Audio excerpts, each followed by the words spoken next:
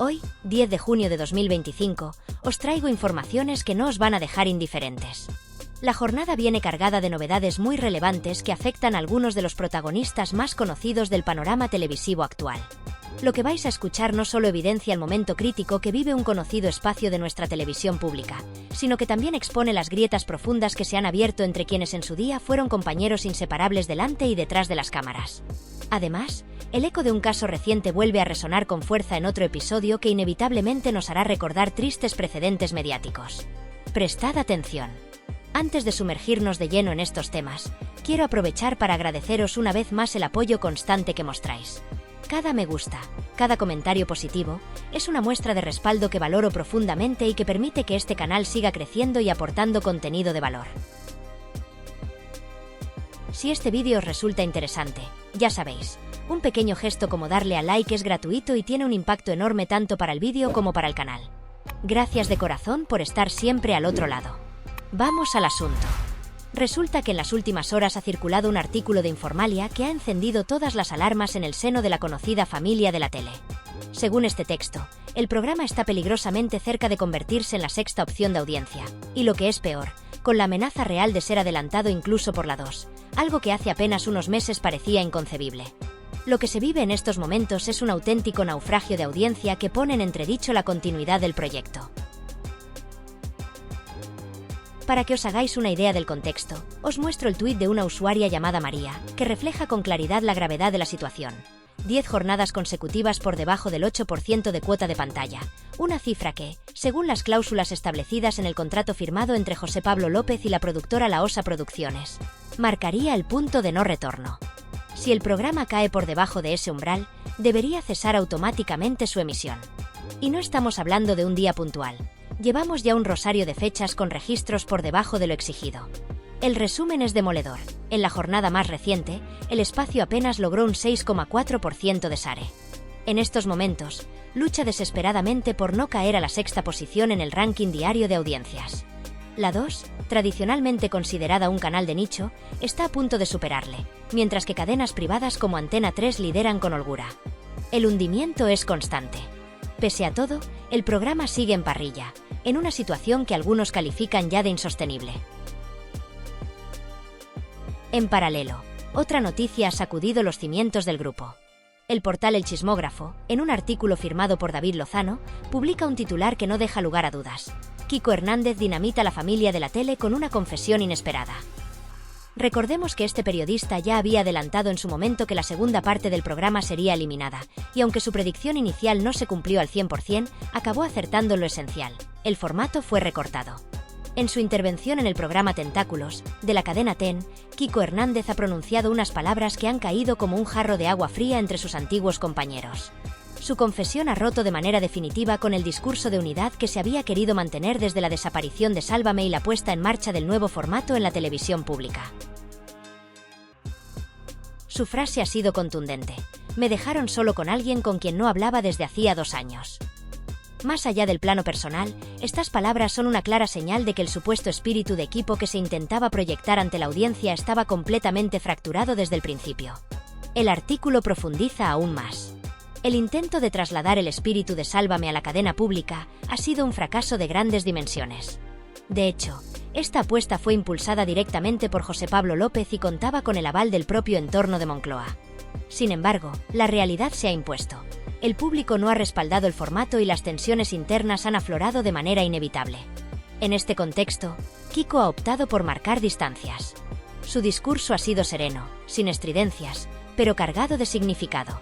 Ha relatado la soledad y la incertidumbre que experimentó al inicio de esta etapa, dejando entrever un panorama de desunión que contrasta con la imagen que algunos se empeñaban en mantener.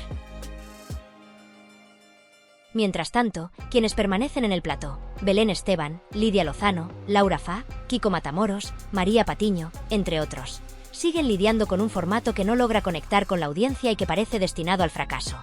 Las palabras de Hernández han sido interpretadas por muchos como el epitafio definitivo para esta experiencia fallida. Por si todo esto no fuera suficiente, un nuevo episodio ha vuelto a poner de manifiesto los riesgos de los juicios mediáticos. Un vídeo protagonizado por Carlota Corredera circula ya por las redes. En él, la presentadora carga con dureza contra Carlos Constancia padre, en el marco del caso de Mar Flores. Quiero advertiros de antemano que las afirmaciones que se recogen en esta intervención son de extrema gravedad. Si se confirmaran, estaríamos ante hechos totalmente reprobables. Sin embargo, lo que resulta preocupante es esa recurrente tendencia a convertir los platós en tribunales populares, olvidando que el juicio legítimo corresponde únicamente a la justicia.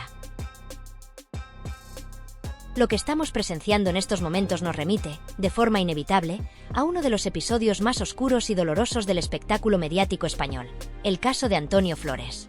Aquel trágico capítulo, ocurrido en un contexto de presión extrema y exposición desmesurada, evidenció de manera brutal las consecuencias devastadoras que puede tener la sobreexposición mediática cuando va acompañada de un linchamiento público constante y despiadado. Antonio, un artista sensible, complejo y con una historia personal ya marcada por la tragedia, fue sometido a un escrutinio incesante, invadido en su intimidad, juzgado en programas de entretenimiento y señalado sin compasión desde múltiples frentes. Su dolor personal se convirtió en mercancía para alimentar el morbo, y su nombre, en sinónimo de debate y especulación sin límites. Todos conocemos el desenlace, y pese a que aquel suceso dejó una huella profunda en la conciencia colectiva, hoy comprobamos con estupor que no todos han sabido aprender la lección. Es desolador comprobar cómo, a pesar del paso del tiempo y de los llamados a la reflexión que se sucedieron tras aquella tragedia, ciertos sectores del ámbito televisivo parecen haber optado por repetir exactamente los mismos errores. Nos encontramos, una vez más, con una situación en la que un relato personal, aún no confirmado judicialmente, se transforma en una verdad absoluta ante los ojos del espectador. El juicio paralelo vuelve a instalarse con total impunidad en el centro del plató, y la presunción de inocencia, pilar fundamental de cualquier Estado de Derecho, es pisoteada en nombre del espectáculo y de la búsqueda incesante de audiencia. Lo más alarmante no es únicamente el hecho de que se emitan opiniones contundentes, sino que éstas se presentan como certezas irrefutables, anulando de facto cualquier defensa posible por parte del señalado. En lugar de esperar a que sea la justicia quien determine los hechos, algunos comunicadores se otorgan a sí mismos el rol de jueces y fiscales, olvidando su responsabilidad como figuras públicas con capacidad de influencia. No solo se opina, se condena. No solo se analiza, se ejecuta una sentencia moral que, por mucho que no tenga validez legal, sí tiene un peso demoledor sobre la imagen pública, el entorno familiar y, en última instancia, la estabilidad emocional de la persona implicada. Y es precisamente esto lo que está ocurriendo en el caso actual que hoy nos ocupa, protagonizado por Carlota Corredera y sus recientes declaraciones respecto a Carlos Constancia, padre. En sus palabras, revestidas de una gravedad extrema, se hace una acusación directa y demoledora, sin que medie resolución judicial ni sentencia firme. El problema aquí no es solo la acusación en sí, que, de ser cierta, merecería por supuesto el máximo reproche social y legal, sino la manera en que ésta se ha lanzado al aire, en un espacio de comunicación masiva, sin respaldo probatorio alguno que la sustente en este momento. Cuando los medios de comunicación se convierten en tribunales paralelos y los presentadores en fiscales improvisados, se rompe el equilibrio esencial entre información y justicia. Se alimenta la cultura del escarnio público, del linchamiento mediático, de la etiqueta permanente. Y eso es especialmente grave porque en esta cultura no se permiten los matices, no se contempla la posibilidad del error o del malentendido. En este tipo de dinámicas, la acusación se convierte en condena, y quien es señalado pasa a ser culpable a ojos de millones, aunque más tarde se demuestre lo contrario. Este tipo de comportamientos, recurrentes en ciertos formatos televisivos, especialmente aquellos construidos sobre la polémica, el conflicto y el sensacionalismo, no solo dañan profundamente la imagen de los implicados, también deterioran, de manera estructural, la calidad del ecosistema mediático. La televisión, lejos de ser un espacio de análisis o debate sereno, se convierte en una arena donde prima el grito sobre el argumento, la insinuación sobre el dato y la emoción desbordada sobre la verdad. Se sacrifica el rigor por el show. Y el resultado es un producto tóxico que contamina la percepción del espectador, trivializa cuestiones serias y normaliza prácticas que rozan la irresponsabilidad. Es importante subrayar que esto no es una crítica gratuita ni una defensa ciega de ninguna de las partes.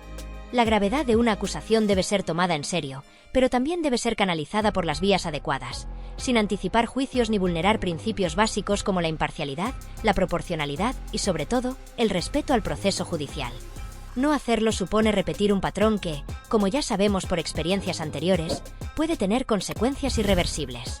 Y es que no hablamos únicamente de audiencias, de cuotas de pantalla o de intereses comerciales. Hablamos de personas. De seres humanos que, al margen de sus errores o aciertos, tienen derecho a ser tratados con dignidad. Hablamos también de familias, de hijos, de entornos que sufren colateralmente el peso de una exposición desmedida y muchas veces injustificada. La televisión tiene un enorme poder, y con ese poder viene una gran responsabilidad. No podemos seguir ignorándola. Por eso, lo que estamos viendo no puede entenderse como un simple error puntual ni como una anécdota más en el universo del entretenimiento. Es una señal de alarma, una evidencia de que algo falla profundamente en la manera en que estamos haciendo televisión y consumiendo información. Y si no se pone freno a esta deriva, el precio a pagar será, una vez más, demasiado alto. En conclusión, el panorama que se dibuja tras los acontecimientos recientes no puede calificarse de otra forma que no sea inquietante. Estamos ante un proyecto televisivo que naufraga día tras día en términos de audiencia, una fractura emocional y profesional entre antiguos compañeros que ya parece imposible de reparar, y un nuevo episodio de linchamiento mediático que reabre heridas que nunca terminaron de cerrar. La distancia entre lo que se prometió con el relanzamiento de esta llamada familia de la tele y lo que realmente se está ofreciendo no podría ser más abismal. De momento, solo nos queda esperar a ver cómo evolucionan los acontecimientos. Pero una cosa está clara, si no se produce un cambio de rumbo real, ético y estructural, no solo fracasará un formato concreto. Fracasará también una forma de hacer televisión que, lejos de unir, desgarra. Seguiremos muy atentos. Es sorprendente cómo, a pesar del paso del tiempo y de la cantidad de episodios mediáticos que deberían habernos enseñado algo, seguimos asistiendo al mismo espectáculo de siempre. Juicios paralelos, condenas anticipadas, relatos convertidos en sentencias sin que nadie parezca recordar que existe algo llamado presunción de inocencia. Es como si una parte del mundo televisivo y de ciertos periodistas tuviera un empeño obsesivo en repetir los mismos errores una y otra vez, alimentando una maquinaria de opinión que solo sirve para desgastar, enfrentar y dañar. Y lo más preocupante de todo es que ni siquiera se hace desde la responsabilidad, sino desde el afán de generar audiencia a cualquier precio. En este contexto hemos visto cómo se ha rescatado una antigua entrevista de Mar Flores. Un testimonio personal, cargado de dolor y sufrimiento, sí, pero también expuesto ahora de nuevo al juicio popular como si de un auto judicial se tratara. En esa entrevista, Mar confesaba haber vivido una relación tóxica, plagada de episodios que ella misma describía como violentos. Decía literalmente: "Me di cuenta de que era un hombre agresivo, así que regresé a la casa de mis padres. Comenzó a llamarme insistentemente. Estaba completamente deshecha. Pasaba los días llorando sin saber por qué. Tenía crisis de ansiedad constantes. Y aún así, seguía queriéndolo". Este fragmento es, sin duda, estremecedor. Describe una situación de dependencia emocional brutal, de esas que por desgracia atrapan a muchas personas en relaciones dañinas de las que les cuesta mucho salir. Ella misma admitía la contradicción de seguir enamorada pese a todo. "Debo admitir algo doloroso. Nunca he amado a nadie como a este hombre. No sabía cómo cambiar aquella situación". Y en medio de ese caos emocional, según contaba, recibía flores constantes de su expareja, un gesto que lejos de aliviar su dolor, perpetuaba el vínculo enfermizo que los unía. Pero aquí es donde empieza el verdadero problema. Porque lo que debería haber sido un testimonio personal, compartido en su momento desde el terreno de la experiencia íntima, se ha convertido en un arma para alimentar debates de tertulia. Y ahí es donde vuelven a actuar algunos personajes públicos como si fueran jueces. En concreto, Carlota Corredera y otros comunicadores parecen incapaces de separar el relato personal de la sentencia definitiva. No se trata de negar la palabra de Mar Flores ni de poner en duda sus sentimientos, sino de recordar que el testimonio de una parte no puede convertirse en condena social sin que haya pasado antes por un proceso judicial que garantice a todos su derecho a defenderse. Porque no olvidemos que este no es un caso juzgado, ni hay una sentencia que certifique los hechos que se están narrando. Estamos ante el relato de una persona, y como tal debe ser tratado. No es cuestión de justificar a Carlos Constancia, ni mucho menos, pero tampoco de lapidarlo sin pruebas. Sin embargo, el discurso que se construye en ciertos programas de televisión parece empeñado en convertir en jueces a quienes no lo son. Kiko Hernández, en otro momento, añadía más detalles sobre la situación. "Pensé que todo mejoraría si teníamos un hijo. Era una etapa terrible. Hacía todo lo posible para quedarme embarazada. Cada vez que me venía la menstruación, lloraba desconsoladamente".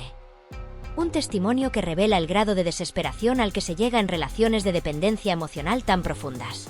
Y en la prensa se leía: "Mar Flores no dudó en alzar la voz para denunciar los episodios de malos tratos sufridos por parte de Constancia. Me duele haberlo permitido y justificado. No entiendo cómo no pude salir antes de todo aquello". Al final, uno trata de encontrarle sentido a lo que no lo tiene. El problema es que este relato se presenta ahora como un hecho indiscutible, sin la más mínima prudencia por parte de quienes deberían promover la reflexión y el análisis.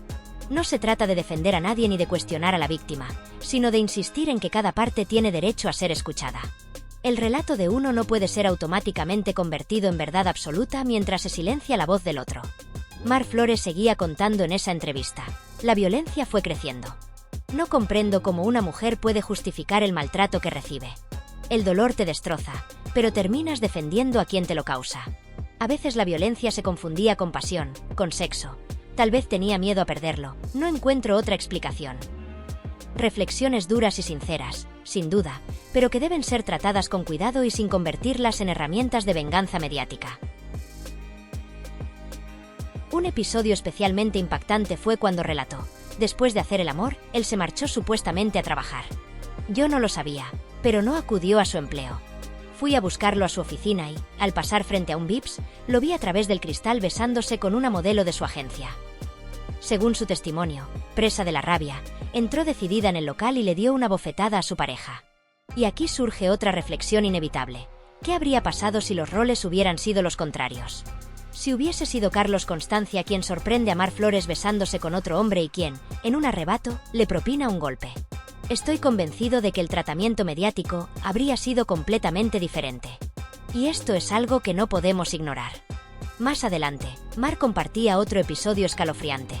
Las discusiones eran ya constantes. En una de ellas, en un arrebato, me levantó en brazos y me llevó al balcón. Vivíamos en un ático en el 5º piso. Creí que iba a tirarme. Repetía una y otra vez: prefiero matarte antes que verte marchar. Es un relato que hiela la sangre y que merece toda nuestra atención y sensibilidad. Pero insisto, es un testimonio, no una sentencia. No podemos convertir un relato, por impactante que sea, en la verdad absoluta sin permitir que todas las partes sean escuchadas. Por si fuera poco, en una entrevista reciente, el hijo de Carlos Constancia confesaba que comenzó a consumir drogas a los 10 años debido al acoso que sufría en el colegio, por los comentarios acerca de lo que decían de su madre. Es un ejemplo más de cómo las guerras mediáticas acaban afectando a quienes menos culpa tienen: los hijos. Ahora hemos sabido que Mar Flores está en conversaciones con una importante productora audiovisual para desarrollar un podcast y una serie documental sobre su experiencia. Y no me parece mal que quiera contar su historia, es su derecho. Pero sí me parece preocupante que ciertos comunicadores, como Carlota Corredera, ya estén tomando partido antes incluso de que se escuchen todas las voces. Una vez más, vemos cómo se cae en el error de convertir la televisión en un tribunal paralelo. Lo repito una y otra vez. No sabemos si lo que relata Mar Flores es cierto o no. Eso le corresponde determinarlo a la justicia. No a los programas de televisión ni a los tertulianos de turno. Y me parece profundamente injusto que se esté condenando socialmente a una persona basándose únicamente en el relato de la otra parte. Insisto, quitemos los nombres de Mar Flores y Carlos Constancia y pensemos que estamos hablando de dos personas anónimas. ¿Seguiríamos viendo como normal este linchamiento mediático? Además, no debemos olvidar el episodio del bofetón. Si los roles se hubiesen invertido, estoy convencido de que la reacción mediática habría sido completamente distinta. Y este doble rasero es inaceptable. La violencia, venga de quien venga, no se puede justificar. Y mucho menos se puede utilizar de forma selectiva para reforzar una narrativa. En definitiva, lo que estamos viendo es un espectáculo lamentable. Un uso irresponsable de los medios para sentenciar a personas sin pruebas, sin respeto por el debido proceso. Y si seguimos por este camino, no solo estaremos dañando la imagen de quienes se ven envueltos en estas historias, sino que estaremos degradando aún más el nivel del periodismo y de la televisión. Por favor, aprendamos de una vez. No somos jueces. Y no deberíamos actuar como si lo fuéramos.